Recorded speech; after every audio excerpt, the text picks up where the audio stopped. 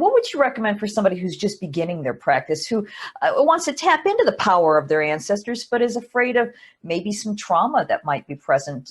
Could you maybe share a process or a practice or something? Absolutely, yeah.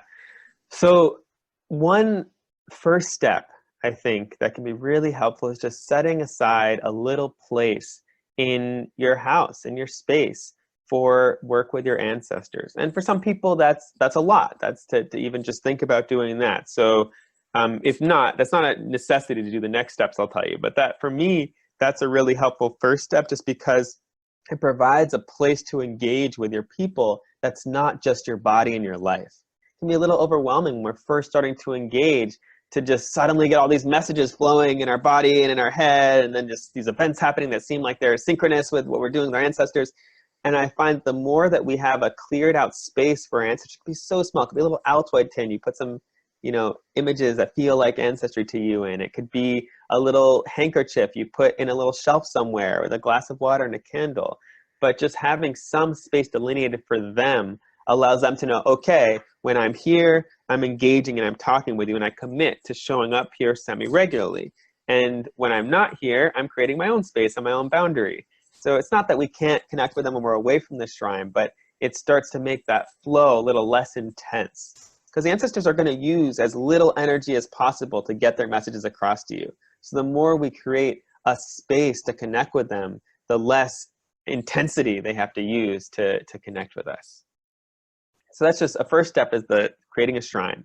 And I guess a basic thing I'll say is, don't feel like you have to follow the things you might read online of like, you must use a white tablecloth and you must have a cross. There's a million different traditions of how to engage their ancestors all over the world.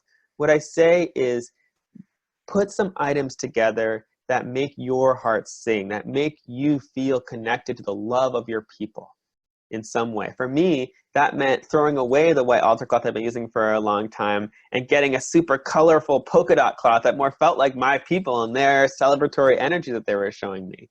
And making a really colorful mask of my ancestors. So there's a lot of different wiggle room for what you can put on that altar. What I would suggest at first, if you are worried about unresolved ancestors and trauma, is don't put any pictures on your altar right off the bat.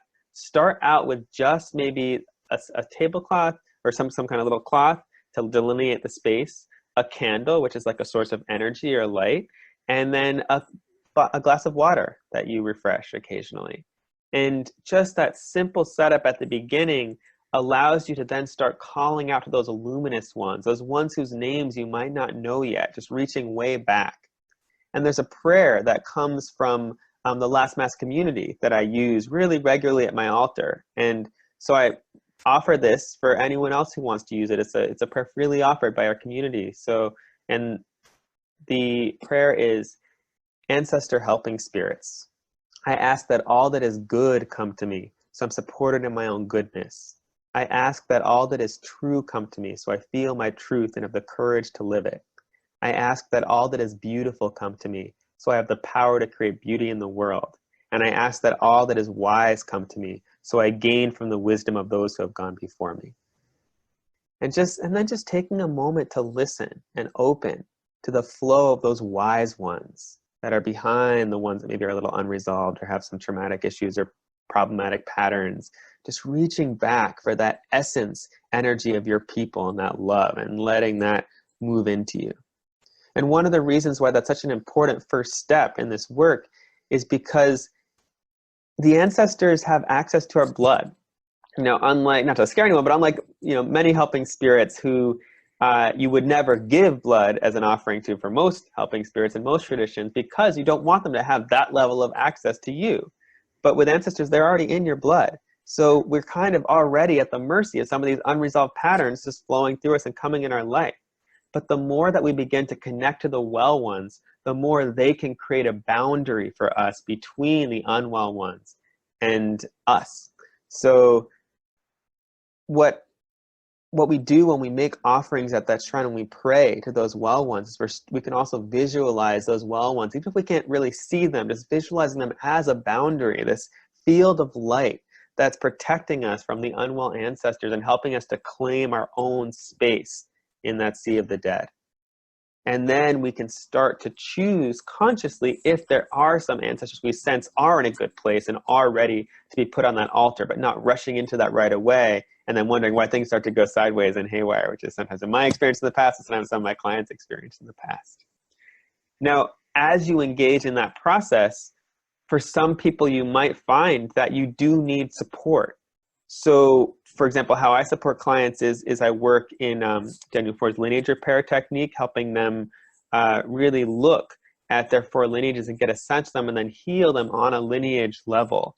I also work in techniques of shamanic healing that have to do with me going in on the client's behalf, finding the root of the unresolved dead person that's causing problems and causing patterns that then snowball down the lines and get worse with each generation.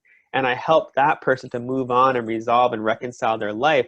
And then I pull up the unresolved pattern out of the ancestral lineage and explain it to the client so they can then begin to move and shift that pattern in their own life, the ways that they embody it that aren't rooted in the dead, now that the root of it has been taken away and cleared, which is like taking a big weight off of you. So you actually have space and energy to make those shifts in your own life.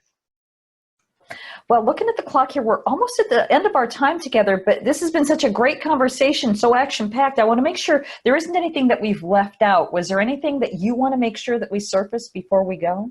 The only other thing I'd add is that one very simple ritual prescription I can give is to try, if you just want to start this process off, you want to spark this process and call on the elements to help you to do that, is the process of making a life arrow and a death arrow. And this is something I learned from Tom Pinkson in the Huichol tradition. But what you can do is you can just take yarn and start listing out some of the qualities of your people that you know are burdens, that you're ready to release, that you no longer wish to carry forward. And take a piece of yarn for each one and put it on the arrow. And then you can make a separate arrow, and this is your life arrow.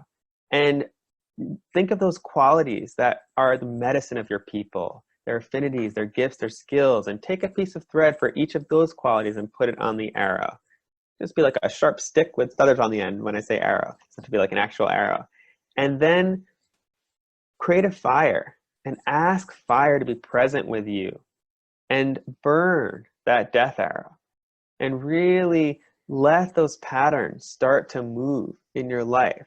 And it's good if you do this to have some kind of stable focal point like a shrine that you're already in motion so it can hold a container for the work. And then put that life arrow on your ancestral shrine. And when you call out to those well ancestors, just start calling out to them and asking for them to support you in embodying those medicines, those skills, those qualities or people that you really admire and appreciate. You can even use them as I am phrases, like a mantra, like I am open-hearted, I am, skilled at speaking, whatever you want to include on that arrow. And just keeping that symbol on your altar will start to let your ancestors know, hey, I want you to help me manifest this in my life right now. All right. Wow. Well, thank you for that suggestion. And thank you so much, Langston, for joining us today. This has really been a fascinating conversation. Thank you. Yeah, thank you so much, Lisa.